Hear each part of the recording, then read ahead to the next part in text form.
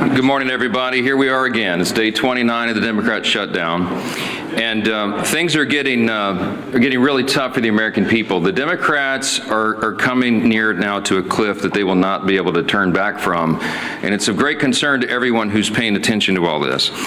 You will note that more air traffic controllers and TSA agents and park rangers are about to go without a paycheck. You've got families and children that rely upon SNAP benefits that are going to go hungry here at the end of the week. You've got more critical workers, by the way, including the people who are the stewards of our nuclear defense arsenal, who are forced to stay at home as the government remains closed.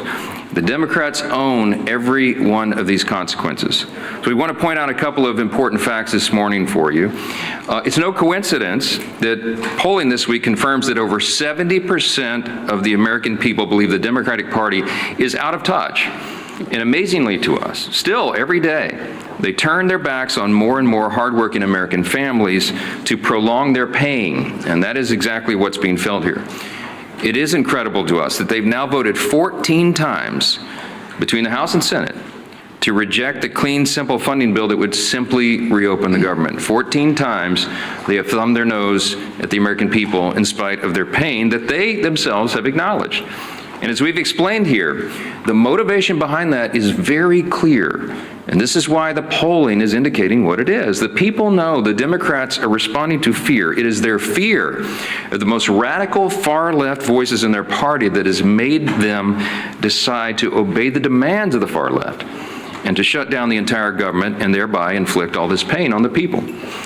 And almost comically at this point, the Democrats are still out trying to convince you that this is somehow Republicans' fault. But the facts are the facts, and the American people can see that very clearly. They see the truth. We brought you a handy scorecard here so you can, follow the votes. I mean, this is very simple. The votes to pay the troops and federal workers and continue SNAP benefits and get air traffic controllers and Border Patrol agents paid. This is the vote tally. You see the dates here. The House did our work back on September 19th, and we voted, Republicans voted yes. Democrats voted no on all those things. And the Senate has now done it an additional 13 times. These are the votes. No one can say that this is in any way the fault of Republicans. We have a clean, simple bill, and everybody knows it. House and Senate Democrats are openly admitting that this is their shutdown. You have seen the highlight reel of all of them stumbling into admitting that. And yet they're also incoherently claiming that the shutdown is somehow on the fault of the other party. And the people aren't buying it. And that's why the polling continues to show that the approval of Republicans in Congress is rising with each passing day. And the Democrats, at the same time, Democrats in Congress have the lowest approval rating they have ever had since polling began, since recorded polling began on these metrics. And here's just an example yesterday. For example, CNN polling showed yesterday the approval of Republicans in Congress is up 8% since the shutdown began among independents. I mean, that's an important metric because people are paying attention. They understand what's happening and they see who is responsible. It's a really important thing to watch. Ronald Reagan used to remind us that you can always trust the American people, and we do. We trust their intelligence. And we trust their understanding of basic civics. In fact, we trust the American people's understanding of civics far more than the Democrats in this building right now. And a quick reminder of that is the people know that in the House of Representatives, you need a majority vote. You need 218 votes to pass legislation, to pass a clean, continuing resolution to fund the government. That's exactly what we did on September 19th. They also know that in the Senate, you have to have 60 votes to pass substantive legislation. And we've only got 53 Republican seats. That means we need, by the math, at least 7 Democrats to join us to reopen the government. Now, in other words, the Democrats are the only reason that the government is closed, and there is no other way to spin that, to make something else true about it. And of course, the Democrats know all that. We've seen their party leaders, and we've now made their phrases and their comments famous here every morning. Chuck Schumer, Whip Catherine Clark in the House. They've openly admitted that they're using the pain of the American people as their leverage. Why? To show to their base that they're fighting, and they're counting on the American people not noticing all this. And that's the very reason why we have to come in here every morning and relay the simple truths. I mean, somebody handed me this as I was walking in here. Yesterday, according to the Media Research Center study, by a 2.5 to 1 margin, the Capitol Hill Press Corps has tweeted more about the House calendar during the shutdown than the negative consequences of the Democrat shutdown, than the troubles that we have, the hardships that are being experienced because of the troop pay and WIC funding and flights grounded and SNAP funding. You guys are writing more about the House calendar than the real pain that's being inflicted on the American people, and that's why we have to come in and relay the simple facts. Now, there's a misguided strategy that the Democrats are pursuing right now, and it reveals two important things that can't be glossed over. Number one, it shows they have no cards to play except to try to blame the other team, which is ridiculous, and it shows how little they think of the American people. They had a rally a couple weeks ago. They tried to portray President Trump as a king, and we pointed out, again, the obvious truth. If the president was a king, then the government would be open. He's been trying to do that, and low-income families would be getting the food assistance that they need by Saturday. Republicans cannot wave a wand and reopen the government on our own. We must have a handful of centrist Democrats in the Senate do the right thing. And any Democrat suggesting otherwise knows exactly what they're doing, and they insult the intelligence of the American people. And by the way, every reporter in this room when they do that. Unlike Democrats, Republicans have nothing to twist or spin. We are just simply here relaying the simple facts and the truth. And the American people are responding to that. And that's why the polling indicates that they trust us more than the other side, because we are the ones here telling you the truth. We have nothing to hide. They are trying to obscure the facts. And by the way, the biggest unions are beginning to say the same thing. On Monday, the largest union of federal workers, the American Federation of Government Employees, came out, as you saw, and publicly urged Democrats to join Republicans and pass the House's short-term funding bill. The union president said, quote, "A strong America requires a functioning government, one that pays its bills, honors its commitments, and treats its workforce with respect by paying them on time." Amen to that. Of course, we agree. But it wasn't just the AFGE. You had the same commentary, the same plea by the National Association of Air Traffic Controllers, the Coalition of Airline Pilots Associations, the NetJets Association of Shared Aircraft Pilots, the Allied Pilots Association, the Southwest Airlines Pilots Association, the leader of the Teamsters, and the New York Steamfitters Union. They're all coming out. These are the constituencies that the Democrats claim that they support. And that's why the unions came on side of the Republicans in the last election. They've had enough of this nonsense. And they've all called on Senate Democrats to end this shameful shutdown. And it is a shame. The Democrats need to be publicly prodded by their millions of hardworking Americans to just simply do the most basic function of their jobs. A rational person would read the pleas of the federal workers and conclude that it is time to end the charade and turn the lights back on. But the Democrats are not rational right now, and they've deliberately ignored the plight of all these federal workers around the country. People are going to remember this, and they should. I want to quote to you a couple of senators over there on the Democrat side. Listen to this nonsense. Senator Mark Warner, the senior senator from Virginia, and this is noteworthy because Virginia is the state with the largest number of federal employees. He claims that federal workers want him to vote against reopening the government. He literally said, quote, "I think they want us to fight this." Fight what, Mark? What are you talking about? We have a clean CR. This is not a partisan dispute. It's ridiculous. Senator Tim Kaine is the junior senator from the same state of Virginia with the largest number of federal employees, and he said, quote, "I work very closely with them, and the AFGE would not want us to cut a deal." What the heck are you talking about, Senator? There is no deal here. We're not talking about a deal. We're talking about a clean CR that all of you voted for even as recently as this year. And here's my favorite one. This is the best quote. When asked about the AFGE statement from the big union, Senator Jeanine Shaheen said, quote, "I had a conversation with the president of AFGE earlier, right after the shutdown, and that was their position then." So let me just translate for you. Senator Shaheen spoke with the head of the largest federal employee labor union. The president of that union explained to her the harmful effects of a shutdown, and then Senator Shaheen went out and voted to close the government anyway, and continued to do that more than a dozen additional times. Senate Democrats knew the pain this would cause. They knew about the missed paychecks. They knew the uncertainty of making rent for so many people. They knew about the missed meals. They knew about delayed flights. They knew that our nuclear arsenal and our national defense would be negatively affected by this, and they did not care. They shut the government down anyway to appease the far-left voices of their base. And the Democrats have some soul-searching to do. Are they going to continue to do that? Are they going to run from the far left and do their bidding? Or are they going to do right by millions of federal workers and the American people who continue to show up to work daily without pay? Are they going to do right and reopen the government so that those people are taken care of instead of the Marxist far-left base in their party? That is the question. And we pray that Senate Democrats come to their senses before the situation becomes too dire. On Saturday, this gets very real.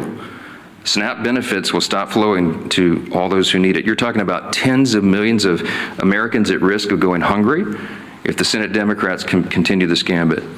Instead of taking a simple vote to fund the government, which Senate Democrats have now had more than a dozen opportunities to do, Democrat attorneys general are suing the federal government to try to compel SNAP benefits to flow despite the government being closed and despite the fact that there is no money to do that. Congress hasn't authorized that. The contingency fund for that was something they batted down when the Democrats decided to vote against the CR and shut the government. For Democrats, there's a much easier option on the table. Just go do your job and fully fund all these programs and all these categories of people by voting for the CR. That's it. You don't have to do anything for Republicans. Just do your job for your constituents. Until Democrats recognize the pain that's gone on for so long, Republicans will be in their districts helping their constituents clean up the mess that Democrats are making and help them make ends meet and help them find the assistance, the food assistance, and all these other things that they're going to have to rely upon. And joining us this morning to discuss the Democrats' shutdown impacts on our national defense and on foreign affairs is our great chairman of the House Foreign Affairs Committee and a decorated veteran of the U.S. Army, our good friend, Chairman Brian Mast. Brian? Thank you, Speaker. I think everything going on, it really puts an exclamation point on the fact that we have the greatest population anywhere across the globe. I do want to start just by saying thank you to all of our workers. We have workers whose lives are being very literally affected, and they're still coming to work every day. Those are really big, amazing people. That's our American workforce. So I just want to start by saying thank you to them. All of our TSA workers, all of our air traffic controllers, our ICE, our CBP, our State Department people that I deal with, and to put a point, maybe moving to State Department because that's what I deal with the most, about the very serious stakes of what is going on right now. Not just with people's lives and them not being able to pay their bills, but with what's going on across the globe. To juxtapose these positions, we have President Trump in Asia right now, very literally trying to make sure that the United States of America is not cut off from rare earth minerals or other things, which is what China is literally trying to do. That's why there was a threat of another 100% tariff, because China was sending around letters saying, all you neighboring countries don't sell to America. So the president is abroad trying to protect our homeland. And we have Democrats here at home doing everything that they can to weaken our homeland. That's a difference of values. And the stakes of those values is the future of the greatest country on the face of this earth. We should pray that our adversaries would be stupid enough to say they're going to prioritize funding feminism in Africa over the food stamps of their own people. They're not that stupid, but apparently Hakeem Jeffries is, and that's a real problem for all of us here. I was on the phone with an ambassador this morning. I'm not going to say where, but we have requests for people to leave embassies abroad because of very real threats that are going on. The people in that embassy are right now trying to figure out if they have cash funding to get fuel for vehicles or to have diesel to put in their generators because they don't have reliable electricity in the places that they're in. Those are the real world consequences. Well, they're also worrying about their paycheck isn't coming in. Can their family back home buy groceries, pay their bill for student loans, pay for the fuel to get their kids to school, or the tuition at their children's school, or all the other things that they have to worry about while they're worrying about can they even get out of country? So those are the difference of values. I guess I would close it by saying this. We need 5 Democrat senators to pull their heads out of their asses and go work for the United States of America. Thank you, Chairman Mast. Thank you for your service to our country and for keeping the focus where it needs to be on making sure America stays strong in the midst of turbulent times. And, you know, what's so sad about this shutdown is that we don't need to be in these turbulent times. It was a self-imposed wound that Hakeem Jeffries and Chuck Schumer have imposed on the country.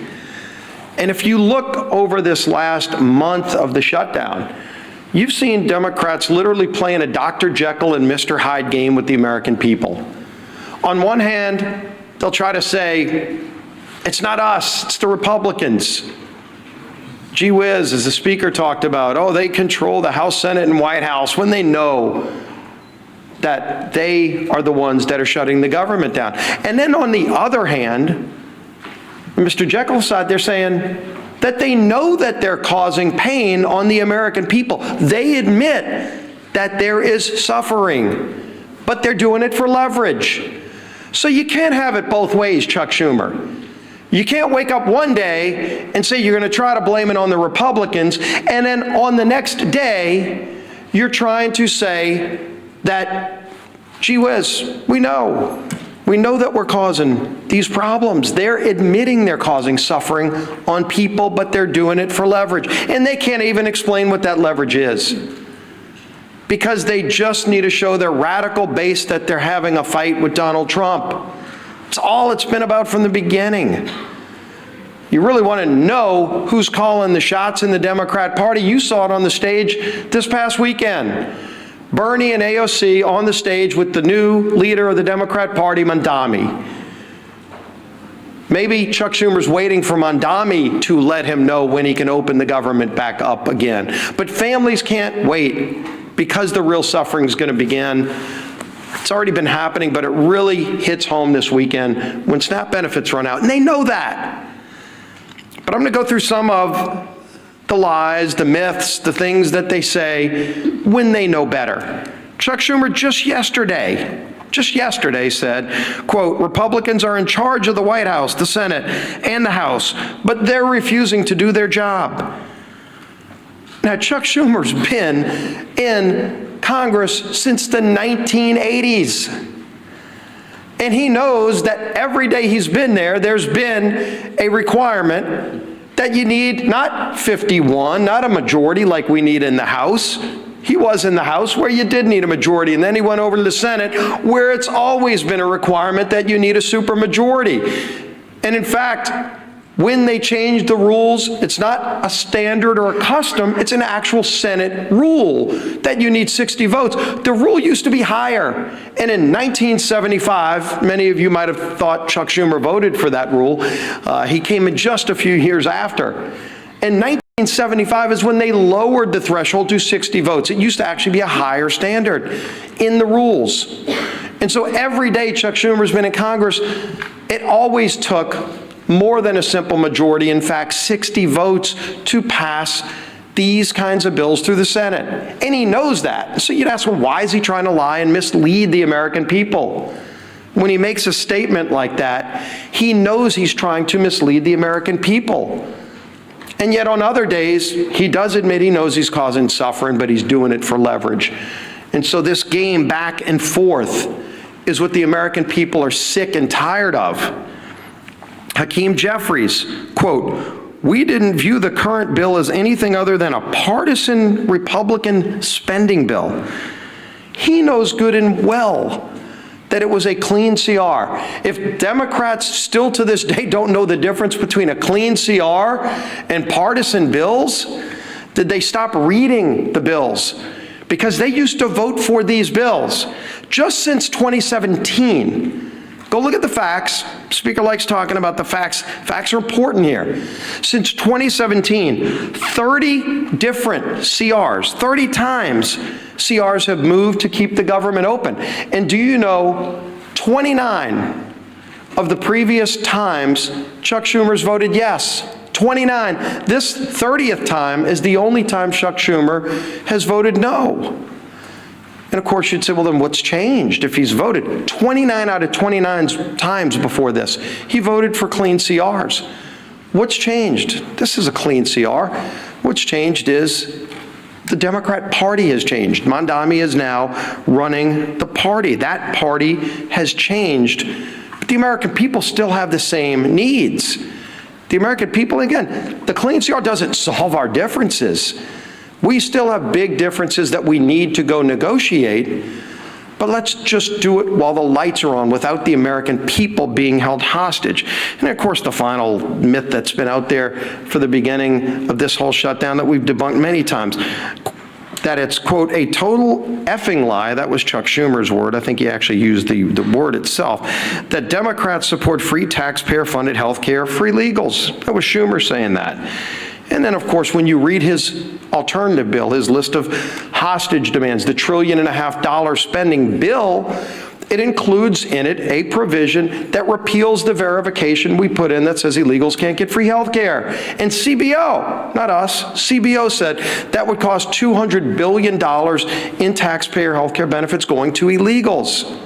They know that.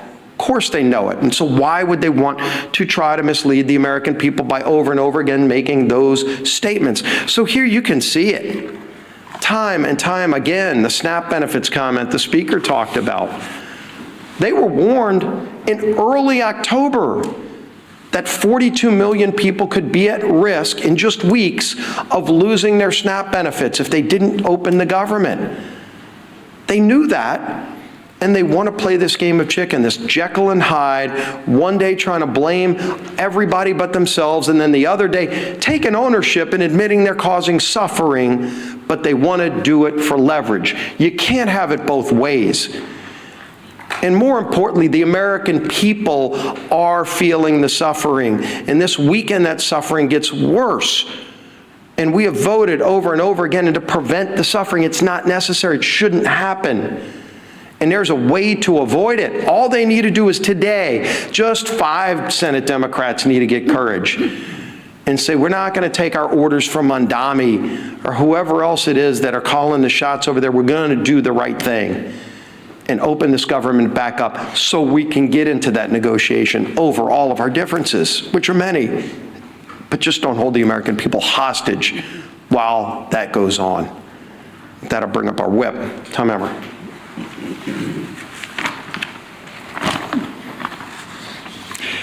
The Democrats have no leader, no vision, no message.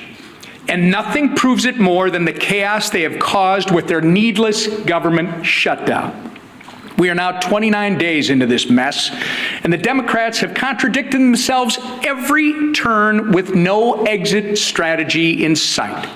They've tried to make their shutdown fight about health care, while simultaneously demanding that we cut $50 billion in rural health care and give taxpayer-funded health care to illegal aliens.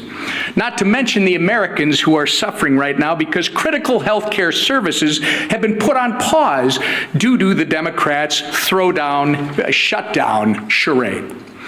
On the issue of SNAP, Democrats are bending over backward to oppose Trump, using taxpayer dollars to fund frivolous lawsuits. Meanwhile, they are the ones causing people to lose their SNAP benefits by refusing to reopen the government. Remember, all of this could have been solved in a matter of 5 minutes by 5 Senate Democrats if they would do the reasonable and right thing by supporting our clean CR. The same CR that they supported just 6 months ago, and as we've said over and over, that they passed 13 times under the Biden administration. But instead, they'd rather run in circles, tripping over their own feet in the process and hanging their constituents out to dry. Why? In order to attain political leverage. and score points with the radical Mamdani and Omar Fata supporting that, by the way, for those of you that don't know, is the Mamdani of the Midwest, Omar Fata, supporting that wing of their party. Take it from the party who essentially wrote the government shutdown playbook. It doesn't work. Shutdowns achieve nothing but hurt everyone. So enough with the political games. Pass our clean CR and let's reopen the government for the people that you were elected to serve.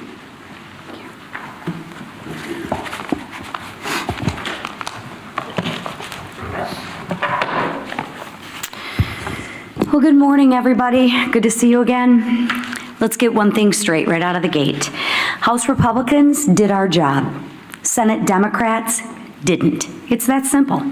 More than 1 month ago, under the leadership of Speaker Mike Johnson, the House passed responsible legislation to keep our government, your government, open.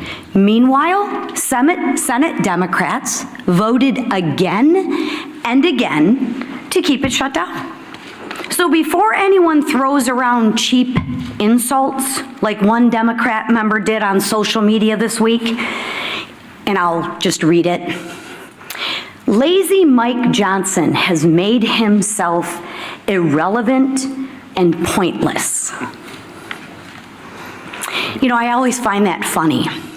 When you can't beat us on the issues, what do children do? They personalize it. And that's exactly what this member is doing. He can't beat us on the issues, so he wants to attack our leader, who has done a remarkable job, and personalize it. We're not in 6th grade anymore, but maybe for some people they are in 6th grade. But let's remember the facts. Republicans acted, the Democrats stalled. Mike Johnson has shown leadership, discipline, and focus. And what's lazy? I'll share with you what's lazy, is Democrats refusing to do their job and blaming everyone else for the problems in which they created. Because what Democrats are doing is wrong.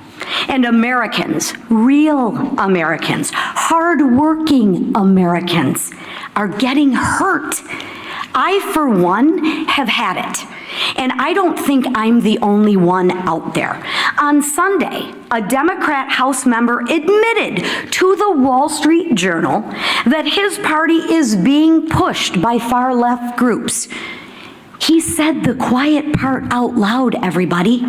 He said what we've been saying forever. He said Democrats were lying to the American people about the reason behind the shutdown. Well, that's a shock, right? It isn't for health care. It isn't for health care, because if it was about health care, they wouldn't have stripped the $50 billion rural health care fund. I mean, come on, Democrats, get your story straight. At least get a good story that you can spin to the American people, but you can't even keep your story straight. Listen, what the speaker said, Ronald Reagan was right. Trust the American people. And you know what? I'll say it again. When the facts aren't on your side, you have to personalize it and you have to lie. But the question right now is, at what point is the pain of the Americans going to outweigh the radical cries of their base? It wasn't when our troops almost didn't get paid. It wasn't when moms and infants were at risk of losing the food off their table. It wasn't when flights across the nation got canceled because air traffic controllers and TSA agents didn't get paid. No. When that happened, Democrats said, every day gets better for them. Really? Maybe because they're getting paid while the people who they represent are not. That's what they said. They said pain for the American people was their best leverage. They said maybe it was uncomfortable, but it was worth it to them. Really? Think about that. Let that settle in. Let that just sit for a minute. So now I ask, Will it be enough pain this weekend when 42 million Americans lose access to food on their table? Will it be enough when 2 million Americans miss a paycheck? What Democrats are doing right now is absolutely cruel, but it's also dangerous. And I think Chairman Mast spoke very well on this issue, but let's build on that. When our skies aren't staffed, when our borders aren't secure, and when our troops are at risk of missing a paycheck, that is not a political strategy. That is a national security threat. Enough is enough. Americans do not want to be used as leverage. And they don't want to be used as leverage for another $1 trillion of wasteful spending. They work way too hard for their paychecks. They want relief, they want leadership, and they want results. Democrats, please, I implore you, do what's right. Democrats, do what's right. End the shutdown. End the suffering for the American people. Stop, as you say, leveraging the pain. Vote for the Clean CR funding bill and let America move forward. Thank you. All right, questions?